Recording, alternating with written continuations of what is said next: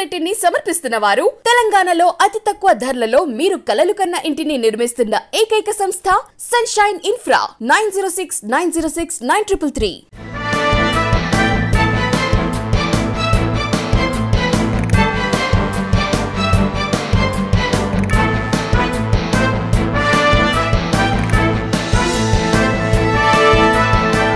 నమస్తే, welcome to V3 news. లక్ష్యం సమాజహితం. నేను స్వాతి. ముందుగా బులెటిన్ హెడ్లైన్స్ చూద్దాం.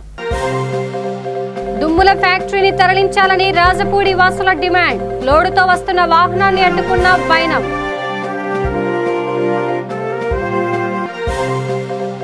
విద్యుత్ ఛార్జీల పెంపుకు నిరసనగా విశాఖలో సిపిఐ నేతల ఆందోళన. ట్రూ యాప్ ఛార్జీల కోసం మోపటం అన్యాయమంటూ నినాదాలు. కుత్బుల్లాపూర్ నియోజకవర్గంలో ఘనంగా రేవంత్ రెడ్డి ఆర్మీ వార్షికోత్సవం. యువనేత మార్గదర్శకత్వంలో ముందుకు సాగుతామన్న అభిమానులు.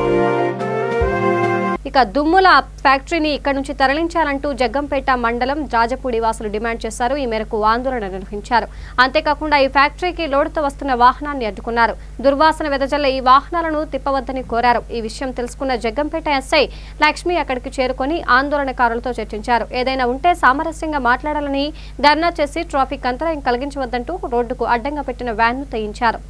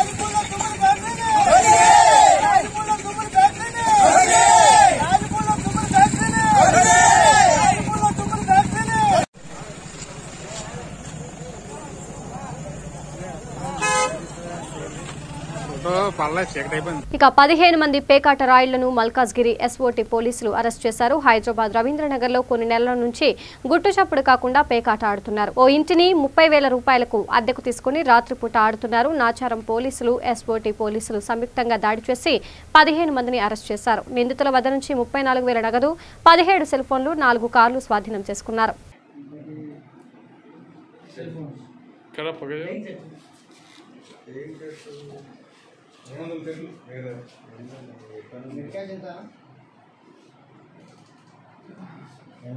హలో, నమస్తే నమస్తే అండి.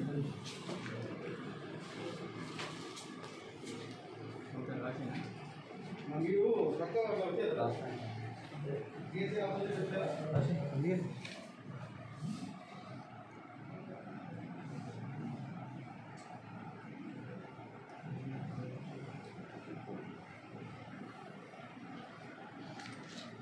गांधी लगे टाइम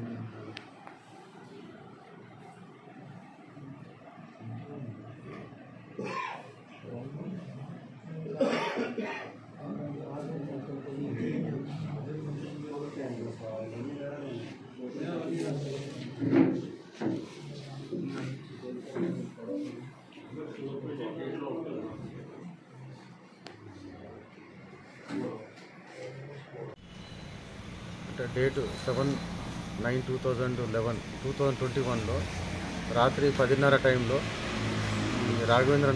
రవీంద్రనగర్ కాలనీలోని హౌస్ నెంబర్ 1-7-75/2 ఒక ఇంట్లో 30,000 రెంట్ పే చేస్తూ దాదాపుగా ఒక 15 మంది పేకాట ఆడుతూ మాకు ప్లస్ ఇన్ఫర్మేషన్ ప్రకారం ఎస్ఓటీ పోలీసులకు దొరకడం జరిగింది. వాళ్ళందరినీ కూడా మేము అదుపులో తీసుకోవడం జరిగింది.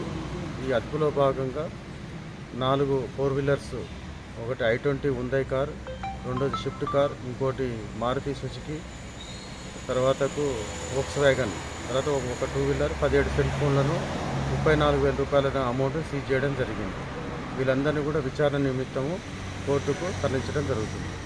మిగతా వివరాలు విచారణ తర్వాత తెలియజేస్తాం. ఇక మహబూబ్ నగర్ జిల్లా దేవరకద్ర మండలం కాకతీయ సమీపంలో గుర్తు తెలియని వాహనం ఢీకొని చిరుత మృతి చెందింది. ఈ విషయం తెలుసుకున్న పోలీసులు అటవీ శాఖ అధికారులకు సమాచారం అందించారు. హుటాహుటిన అక్కడికి చేరుకున్న అటవీ అధికారులు దర్యాప్తు చేపట్టారు.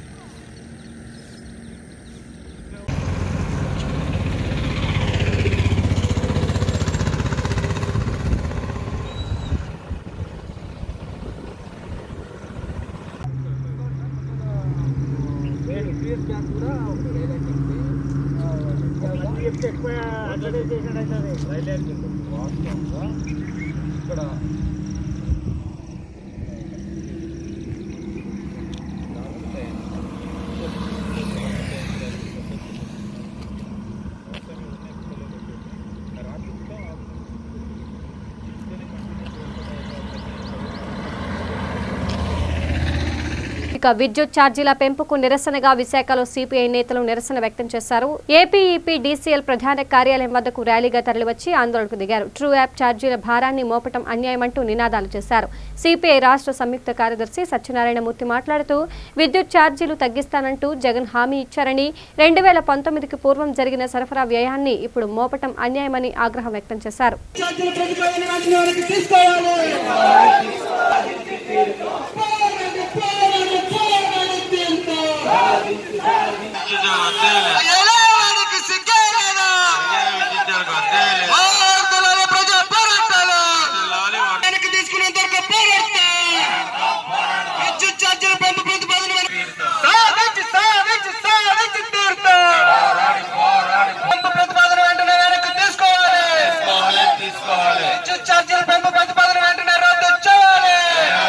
గతంలో నష్టాలు వచ్చాయనే పేరుతోని లేకపోతే సర్దుబాటు పేరుతోని వేల కోట్ల రూపాయలు ప్రజల మీద విద్యుత్ ఛార్జీల రూపంలో భారం వేసేటటువంటి పరిస్థితి ఈరోజు స్పష్టంగా కనిపిస్తూ ఉంది. ఈ నెల నుంచే ప్రతి బిల్లులోని వసూలు చేయాలని చెప్పని రాష్ట్ర ప్రభుత్వం నిర్ణయం చేసింది. ఈరోజు మన ముఖ్యమంత్రి గారు గతంలో ప్రతిపక్ష నాయకుడిగా ఉన్నప్పుడు ఆయన అసెంబ్లీని వదిలి మహాపాదయాత్ర నిర్వహించినప్పుడు అనేక హామీలు ఇచ్చాడు. ప్రత్యేకించి ఆయన ముఖ్యమంత్రిగా ప్రమాణ స్వీకారం చేసిన రోజుని ఈరోజుని తమిళనాడు ముఖ్యమంత్రి స్టాలిన్ గారు అలాగే మన పక్కన ఉన్నటువంటి తెలంగాణ ముఖ్యమంత్రి కేసీఆర్ గారుల సమక్షంలో ఆయన స్పష్టమైన హామీ ఇచ్చాడు. నేను ముఖ్యమంత్రిగా ప్రమాణ స్వీకారం చేశాను, తక్షణమే విద్యుత్ ఛార్జీలు తగ్గిస్తానని చెప్పని. తగ్గించడం పక్కన పెట్టండి, తగ్గించకపోగా రకరకాల పేర్లతోని గతంలో నష్టాలు వచ్చాయనో లేకపోతే ఇతరత్ర సర్దుబాటనో లేకపోతే ఈఆర్సీ చెప్పిందనో ఈ పేరులతోని వేల కోట్ల రూపాయలు ప్రజల మీద భారం వేయడం, దాదాపు 6 నెలల నుంచి 8 నెలల పాటు గతంలో వచ్చిన నష్టాలని ఇప్పుడు యూనిట్కి ₹1.20 నుంచి ₹2.50 దాకా ఇప్పుడు ఎంతైతే వాడుతారో అంతకి అదనంగా చెల్లించాల్సినటువంటి పరిస్థితి వచ్చింది. ఎవరైనా ఇల్లు అద్దెకిస్తే వాళ్ళు అప్పుడు ఎవరో ఇంట్లో ఉండి వెళ్ళిపోయారు, వాళ్ళ బిల్లులు వాళ్ళు చెల్లించుకొని. ఇప్పుడు యజమాని మీదో ఆ ఇంటి యజమాని మీదో లేకపోతే ఆ ఇంట్లో అద్దెకున్నటువంటి వాళ్ళ మీదో ఆ ఛార్జీల భారం పడే పరిస్థితి ఉంది. ఇది సహేతుకం కాదు. ఇది ట్రాన్స్కో కానివ్వండి, జెన్కో కానివ్వండి, సరే ఇవన్నీ రాష్ట్ర ప్రభుత్వం ఏర్పాటు చేసినాయి. రాష్ట్ర ప్రభుత్వం కూడా తక్షణమే మీరు ఏదైతే హామీ ఇచ్చారో ఎన్నికలకి ముందు మీరు ప్రమాణ స్వీకారం చేసిన తర్వాత అదే వేదిక మీద నుంచి ప్రజలకు ఇచ్చినటువంటి హామీని నిలబెట్టుకోమని, ఈ ఎటువంటి భారాలు మోపకుండా ప్రజల మీద భారాలు మోపకుండా ఉండాలని చెప్పి సిపిఐగా మేము డిమాండ్ చేస్తున్నాం. ఇక లంచం తీసుకుంటూ ఓ అవినీతి చేప ఏసీబీ అధికారులకు చిక్కింది. అధికారులు తెలిపిన వివరాల ప్రకారం షరీఫ్ అనే వ్యక్తి అల్లాపూర్లోని 4 గదుల రిజిస్ట్రేషన్ కోసం కూకట్పల్లిలోని జియావుద్దీన్ అనే డాక్యుమెంట్ రైటర్ను సంప్రదించాడు. ఒక్కో షట్టర్కు 25,000 రూపాయల చొప్పున ₹1,00,000 లంచం సబ్ రిజిస్ట్రార్కు ఇవ్వాల్సి ఉంటుందని జియావుద్దీన్ తెలిపాడు. 3 షట్టర్లను రిజిస్ట్రేషన్ చేయాలని కోరడంతో అందుకోసం 75,000 రూపాయలు ఇవ్వాలని తెలిపాడు. సబ్ రిజిస్ట్రార్ నిజాముద్దీన్ ను కలిసిన బాధితుడు అసలు విషయం చెప్పాడు.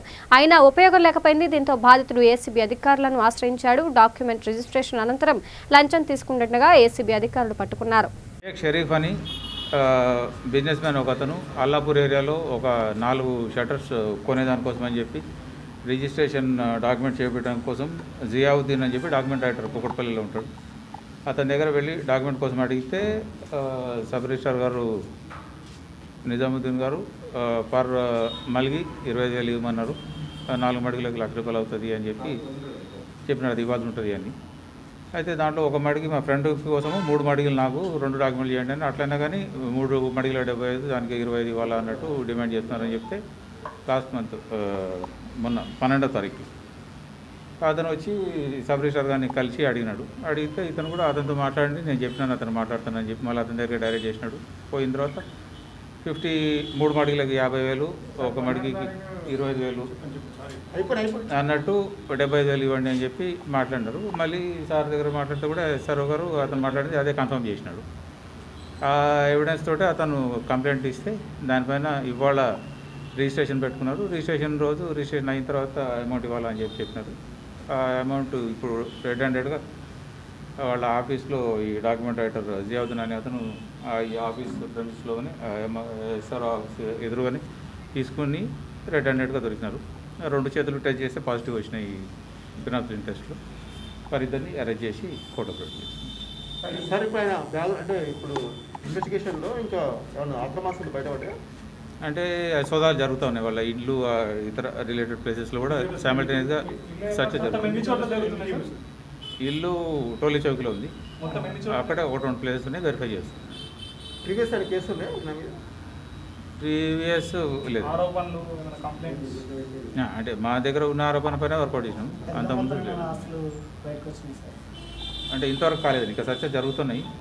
అసలు ఉన్నట్టుగా అనుమానం మా వెరిఫికేషన్లో సక్సెస్లో రిజల్ట్ కొంచెం టైం పడుతుంది.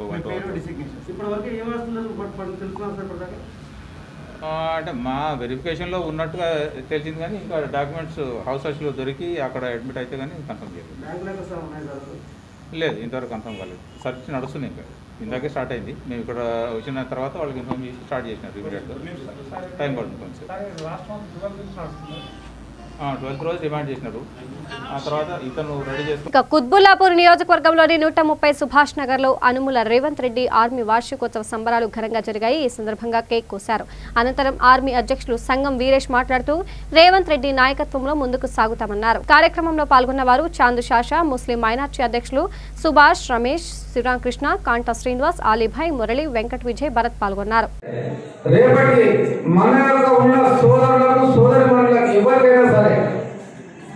ప్రజల్లో కాంగ్రెస్ పార్టీ చేసిన అభివృద్ధి కార్యక్రమాలకు గతంలో కోట విజయభాస్కర్ రెడ్డి నుంచి బట్టి ఉపా వెంకటరామరెడ్డి మన కాన్స్టిట్యూన్సీని బట్టి ఇవాళ నంది ఎల్లయ్య ఎంపీగా ఉన్నప్పుడు ఏమేమి అభివృద్ధి చేసినో మేము చరిత్ర చెప్పగలుగుతాం. తెలుగుదేశం ఉన్నప్పుడు దేవేందర్ గౌడ్ మన కాన్స్టిట్యూన్సీకి ఏ అభివృద్ధి కార్యక్రమాలు చేసినారో అది మేము చెప్పగలుగుతాం. మన కాంగ్రెస్ పార్టీలో పూల శ్రీశైలం గౌడ్ గారు పోలీస్ హౌసింగ్ కార్పొరేషన్ చైర్మన్ ఉన్నప్పుడు ఎన్ని అభివృద్ధి కార్యక్రమాలు ఏ ఏరియాలో ఉన్నదో చరిత్ర మేము చెప్పగలుగుతాం. ఎన్ని కాలనీల ఏ అభివృద్ధి చేసాడో పూల శ్రీశైలం గౌడ్ గారు కాంగ్రెస్ ఉన్నప్పుడు పోలీస్ హౌసింగ్ కార్పొరేషన్ చైర్మన్ ఉన్నప్పుడు రాజశేఖర రెడ్డి గారు ప్రాణంతో ఉన్నాక ఆయన ఏదైతే ఆయన రాజకీయంలో ఆయన ముఖ్యమంత్రి కోట్లతో మిగులు బడ్జెట్తో పెట్టిన రాష్ట్రాన్ని ఈరోజు 4 లక్షల కోట్ల అప్పుతో తీసుకొచ్చారు. 4 లక్షల కోట్ల అప్పు తీసుకొచ్చారు. చిన్న పిల్లలు చెడ్డేసుకున్న కూడా తన పిల్లలు చెప్తాడు 4 లక్షల కోట్ల అప్పుకు రూపాయలు పట్టేసుకుంటే 50,000 కోట్లు కేవలం వడ్డీలకు పోయింది. 20,000 కోట్లు కేవలం కాళేశ్వరం ఎత్తిపోతలకు, 20,000 కోట్లు కాళేశ్వరం ఎత్తిపోతలకు 38 టీఎంసీలు ఎత్తిపోస్తే 36 టీఎంసీలు గంగలో కలిసిపోయినాయి. 20,000-2,000 కోట్లు కరెంటు బిల్లు వచ్చింది. అంటే మన రాష్ట్ర ఆదాయం 1,20,000 కోట్లు అయితే 70,000 కోట్లు ఒక కాళేశ్వరము వడ్డీలకు పోతే 50,000 కోట్ల ఒక రాష్ట్రాన్ని సంక్షేమ పథకాలని, గవర్నమెంట్ ఉద్యోగుల జీతాలని, ఆర్టీసీ కార్మికుల జీతాలని ఎలా ఇస్తారు, ఏం చేస్తారు? 100 రూపాయలు 200, 100 రూపాయల క్వార్టర్ 200, క్వార్టర్ ఎవరు కాదున్నట్టు రామేశ్వరరావు, వెంకటకృష్ణారెడ్డి కాదా? కూలీనాలు చేసుకునే పేద దగ్గర తాగేది కూలీనాలు చేసుకుంటాడు. కొంత స్థానం కష్టం చేసుకుంటాడు, రూపాయలు రావాలని తాగుతాడు. వాళ్ళ దగ్గర 100 రూపాయలు 200 ఒక్కొక్కరి దగ్గర కొన్ని వేల కోట్లు వాళ్ళ దగ్గర వసూలు చేసి వీళ్ళ జేబులు ఈ ప్రభుత్వాలు ఏమనాలి? దీన్ని అడిగేవారు ఎవరు లేరు, ఒక రేవంత్ రెడ్డి మాత్రమే దాన్ని సుస్పష్టంగా మాలాంటి వాళ్ళకి అర్థమయ్యేలా చెప్పారు. ఇప్పుడు మా బాధ్యత కూడా అదే, ఈ మాకు తెలిసిన ప్రతి విషయాన్ని ప్రజల్లోకి తీసుకెళ్తాం. మా ఆర సంస్థని అవసరమైతే తెలంగాణలో 31 జిల్లాల్లో ఏర్పాటు చేస్తాం. ప్రతి గడప గడపకి ఏ కాంగ్రెస్ నాయకుడు ఉంటే ఆ కాంగ్రెస్ నాయకులకు రేవంత్ రెడ్డి గారి ఆదేశం మేరకు ఏ కాంగ్రెస్ నాయకులు వస్తే ఆ కాంగ్రెస్ నాయకులకు మా పూర్తి సహకారం అందిస్తాం. మా పదవుల మీద ఆశ లేదు, ప్రజల్లో మార్పు తేవడమే మా లక్ష్యం. ఇక నిజామాబాద్ జిల్లాలో భారీ వర్షాల నేపథ్యంలో ముఖ్యమంత్రి కేసీఆర్ ఆదేశాల మేరకు collector Narayana Reddy, SRSC SG Srinivas, C సుధాకర్లతో మంత్రి వేముల ప్రశాంత్ రెడ్డి ఫోన్లో మాట్లాడారు. అప్రమత్తంగా ఉండాలని సూచించారు. ఎస్ఆర్ఎస్పీ నీటి ఇన్ఫ్లో అవుట్ఫ్లో వివరాలు ఎప్పటికప్పుడు తనకు తెలియచేయాలని ఆదేశించారు.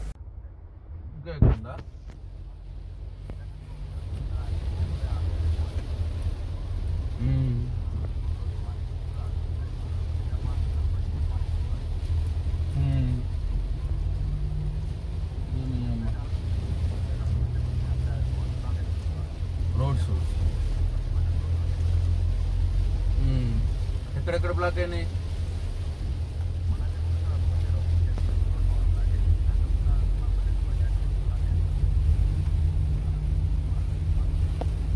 మరి పిఆర్ఓలో నారాయణ నల్లటి చేసిరా?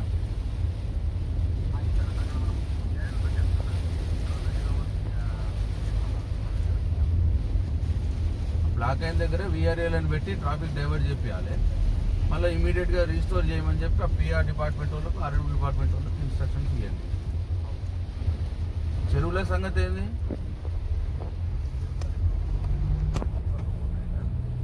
$470 అలుగు వస్తున్నాయి.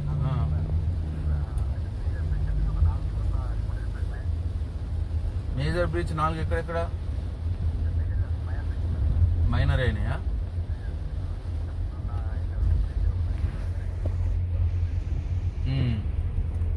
రెంజలు, నవిపేట, బోధన్. మరి పోయినరా మన వాళ్ళు రిజిస్ట్రేషన్ పోయినరా? గారు ఇరిగేషన్ కొద్దిగా మానిటర్ చేసుకోండి. ఇప్పుడు ఇంకా ఇది కంటిన్యూ అయితే మరి చెరువులు ఇంకా కొద్దిగా జాగ్రత్తగా ఉండాలి.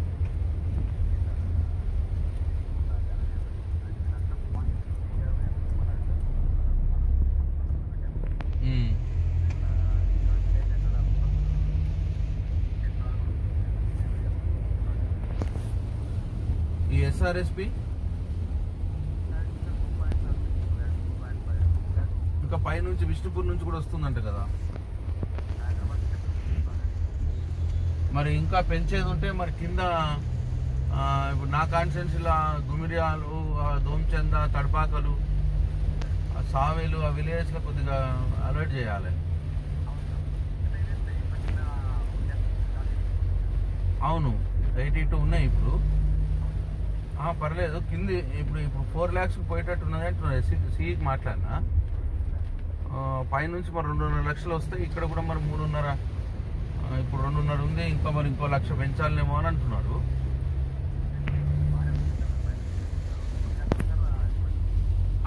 ప్రకాశం జిల్లా ఇంకొల్లులో ప్రపంచ అక్షరాస్యత దినోత్సవం ఘనంగా జరిగింది. ఈ సందర్భంగా నిర్వహించిన ర్యాలీలో పలువురు విద్యార్థులతో పాటు ఆదర్శ పాఠశాల కరెస్పాండెంట్ విజయ్ భాస్కర్ తదితరులు పాల్గొన్నారు. అందరి బాధ్యత, అందరి బాధ్యత. ప్రపంచాన్ని మార్చే శక్తి, ప్రపంచాన్ని మార్చే శక్తి, ప్రపంచాన్ని మార్చే శక్తి. జీవితానికి వెలుగు, జీవితానికి వెలుగు.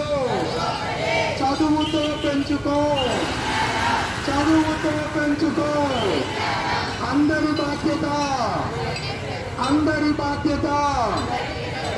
సెప్టెంబర్ 8వ తారీఖు ప్రపంచ అక్షరాస్యత దినోత్సవ సందర్భంగా ఇంకొల్లు గ్రామంలోని Adarsh Sri Sairama English medium school విద్యార్థులు నిర్వహిస్తున్నటువంటి ఈ అక్షరాస్యత దినోత్సవాన్ని మనమందరము పెద్ద మనసుతో తీరించాలి.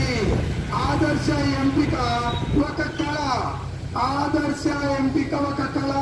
ప్రపంచ అక్షరాస్యత దినోత్సవ సందర్భంగా విద్యార్థులు నిర్వహిస్తున్నటువంటి అక్షరాస్యత దినోత్సవ ర్యాలీ మన జీవితాలను మార్చుకోగలిగిన ఏకైక ఆయుధం, ఏకైక సాధనం చదువు. కనుక మన అందరి బాధ్యత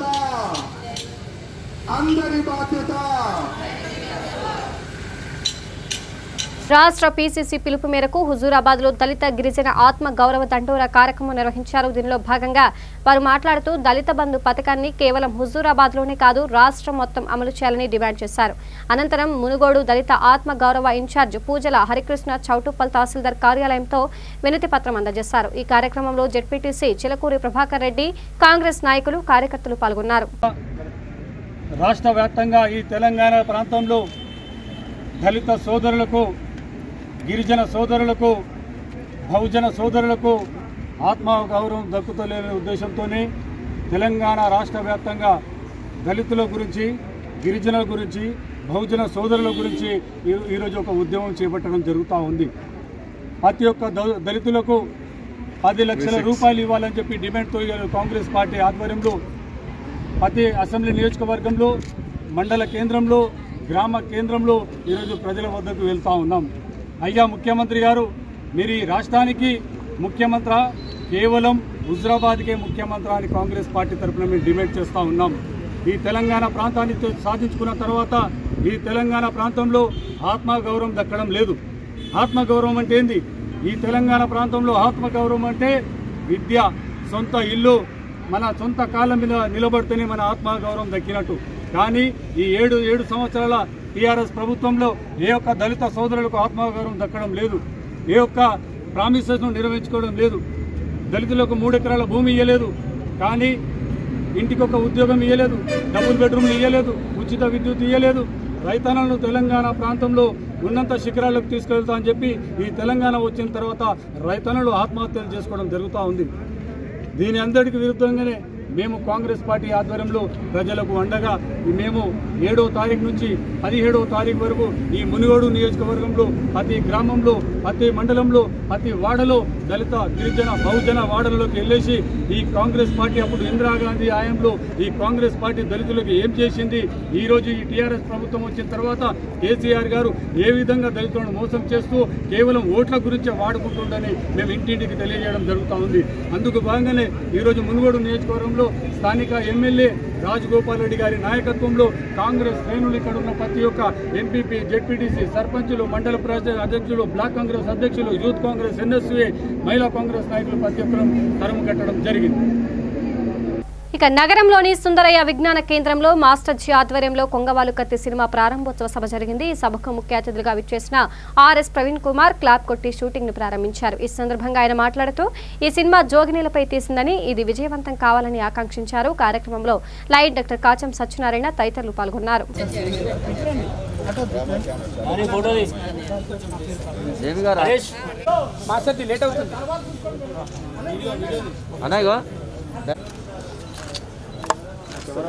వస్తలేదు.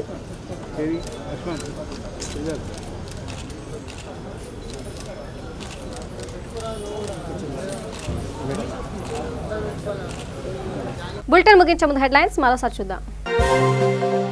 దుమ్ముల ఫ్యాక్టరీని తరలించాలని రాజపూడి వాసుల డిమాండ్. లోడుతో వస్తున్న వాహనాన్ని అడ్డుకున్న వైనం.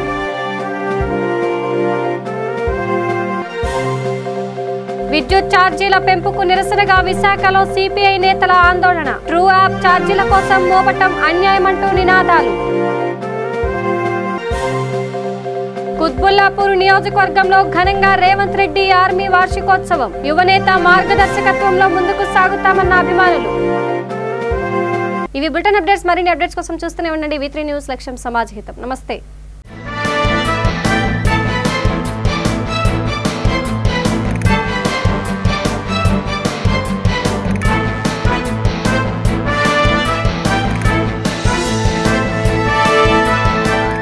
బులెటిన్ సమర్పిస్తున్న వారు తెలంగాణలో అతి తక్కువ ధరలలో మీరు కలలు కన్న ఇంటిని నిర్మిస్తున్న ఏకైక సంస్థ సన్షైన్ ఇన్ఫ్రా 9069069333.